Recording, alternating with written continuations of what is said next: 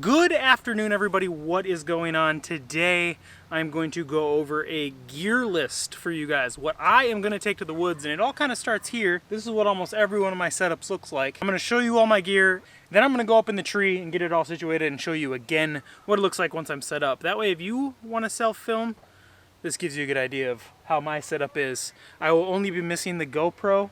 That is currently on a bear hunt right now with Garrett, so he's got all my mounts for that. But let's just get to it, shall we? I'm going to throw my backpack on, and I'm going to take it off and show you guys what is inside of it.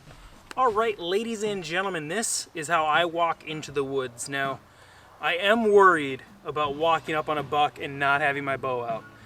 It is a concern. However, the amount of times I have rather wanted to be able to film something quickly, grab my cell phone, use that. As much as I self-film, I want to be able to get that footage on the way to the stand, so it's more beneficial for me to carry my bow like this.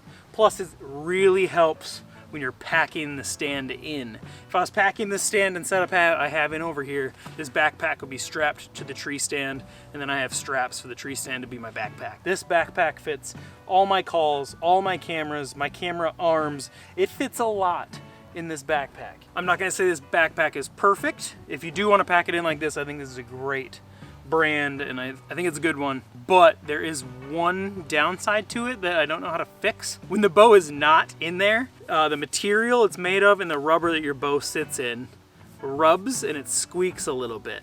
So you gotta like tighten it up real tight and like hold it tight to not squeak. Let's lay this down and I'll show you what's in there, and then we'll get it in the tree, shall we?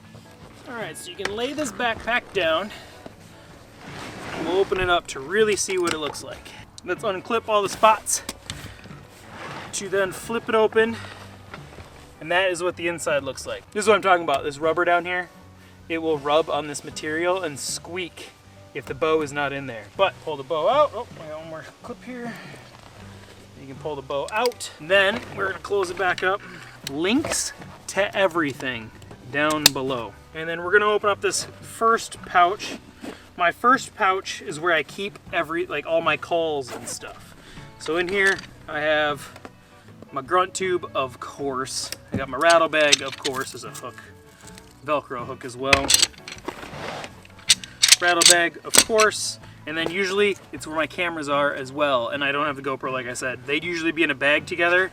In here, I'd pull that out.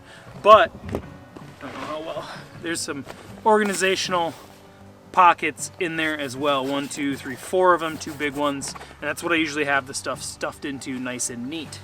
Then we open up this next pouch. This is where the camera arms and stuff are. And then there is my main camera arm. This is one of my absolute favorites. It's made by Hawk Hunting. It is now discontinued. You might still be able to find it though, and if you can, I would jump on it immediately, because these are so cheap compared to everything else, and it's so light, and it's got a fluid head on it. These are so nice for the price. Absolutely, if you find one of these Hawk Hunting camera arms, get it. Then you have the base for that camera arm. And then the last thing we carry here is the strap-on bow hanger. And this pocket also has some storage organization in it, and it also has a bottom in here, like a cardboard bottom in here. So you can leave that open if you want while it's hanging in the stand. But let's get all this in the tree and I'll show you what that setup looks like. All right, and ladies and gentlemen, this is the setup. Couple of tips. One, I always personally like to keep the camera to the side I'm gonna be shooting on. So in this particular instance, since I will be shooting that direction, I want my camera arm swinging on through here. So I like it over here, because in that way I can flip that screen around and it's just a quick glance, and then I can get that deer and shoot it. Regardless if it's moving or what, I can be full drawn and I can just kind of bump that with my offhand while I'm drawn. Do whatever I need to do to make sure that deer is in frame during the shot. So like I said, everything in the description. This is a Canon, what do we got here? Vixia HFR 800. This turns on by just opening the screen, which I really like. Really takes away the extra steps. And obviously it's hooked up to the Hawk camera arm. On this side we have the HME strap-on hanger, and this is where I always keep the rangefinder. I always have the grunt tube immediately available on the hooks, and then in the bag is where I keep everything else. That's where I'll keep my rattle bag, or I'll keep the can call, whatever I have. Obviously I'll have an arrow knocked, but I'll leave the rest of the arrows in that quiver in the bag. This hang-on arm is nice because it's got a carabiner on the bottom for the backpack, and yet your bow can still sit here. Whoop. Wherever you want. It's got the hinge. You can put it wherever you need it, which is nice. And then obviously my tree stands, they're just Menards specials. They are what they are. I mean, I'm hunting on a budget. I get the cheapest things that I can find and I make them work for me. But there you have it. This is my setup in the tree. I have a Halo A900X for my rangefinder. It was the cheapest one I could find at the time. The flex tone extractor for my call because it has the snort wheeze on it, which is absolutely necessary. That has been my favorite call for the last few years. How many bucks I've had look and come towards me with that? Incredible. Rattle bag is nothing special, just a Primos. Cheap is the key. Then like I said, HME strap on bow hanger arm. The backpack itself is an Insights, in space sights, exactly as it sounds. Love this backpack. Absolutely 100% recommend it. Then I have said multiple occasions, that is a PSE Bow Madness 32, and it has a True Glow Range Rover 0-in sight on it, single pin. And that's it, folks. That is all of the gear that I'm taking into the woods this year.